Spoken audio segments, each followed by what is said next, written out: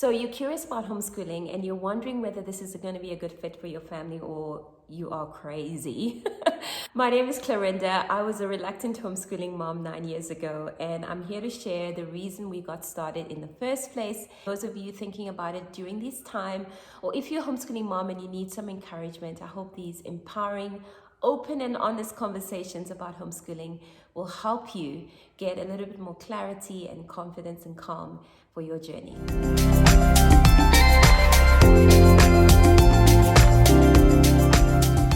So a few introductions quickly. My name is Clarinda. I blog over at clarindasishi.com.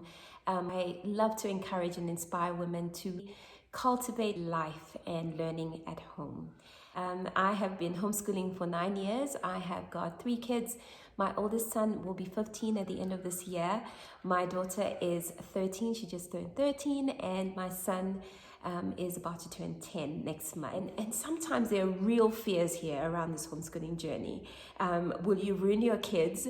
Will you be, do you need to be an expert at everything? How do you juggle things if you've got a ton of kids? What supports do you need? Where do you get your resources from? How do you know what your kids need to know? Like, all of these questions are enough to paralyze you with fear and say, listen, no, I think I'm going to send my children to school. Off you go.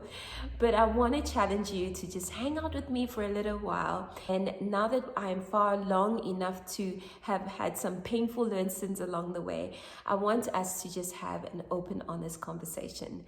Okay, so today let's chat about how we got started homeschooling in the first place. I'll be honest with you, the picture I had for my kids was that we were going to send them, we were going to find the best school and that we could afford and send them there. So this conversation is not about a hang up about school. At least that was not the reason why we started homeschooling in the first place. We started homeschooling, it started with our oldest son. When he was around grade 00, we had spent a lot of time with wondering how to best support him. His language was very delayed, and frankly, as a young mom, going from pillar to post, checking ears, and listen, I was already insecure about this whole gig called motherhood, and then to add to it a child who needed extra support, I was exhausted. At the end of 00, when it was time for going into grade 0, we were in a private school at that stage. The principal calls us in and says, we've noticed this, we've noticed that.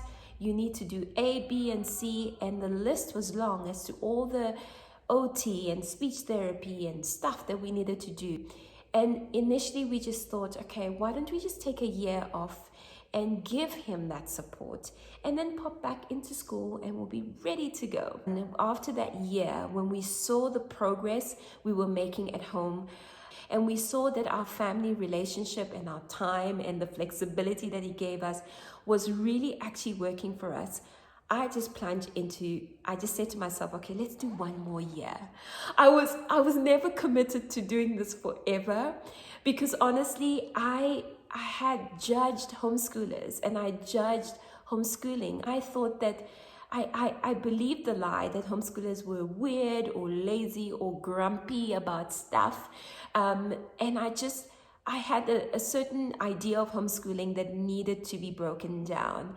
And the more I did my research on homeschooling, the more and at that stage, 9 years ago, listen, I have to say this, there were hardly any Black families homeschooling, and I'm originally from Ghana. My husband is from South Africa, and we didn't know anyone who in our community who was like us, who homeschooled. If you are an African parent, this is even harder, right? Because you have been trained that your role as a parent is to work hard and find the means to send your children to the best. And so for people, I promise you, I still have to this day, people think I'm crazy. Our initial reason was just for our son, that we needed to tailor make where he was at so that the year wasn't wasted him sitting in a classroom when what he needed was building confidence at home with his language. It allowed us the flexibility to give him what he needed. Right now, 9 years later, I want to tell you what keeps me going with homeschooling, with all that I've learned, with all that I've experienced, and I've experienced quite a few things. I've experienced seeing my own kids grow day by day.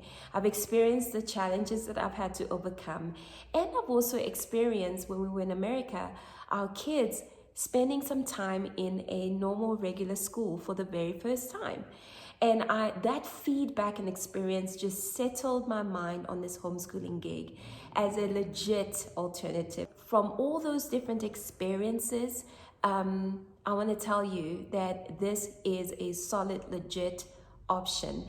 We will chat about the fears that goes into it, but today the intro is just why would you consider it? And I want to give you a few reasons why we homeschool our kids right now.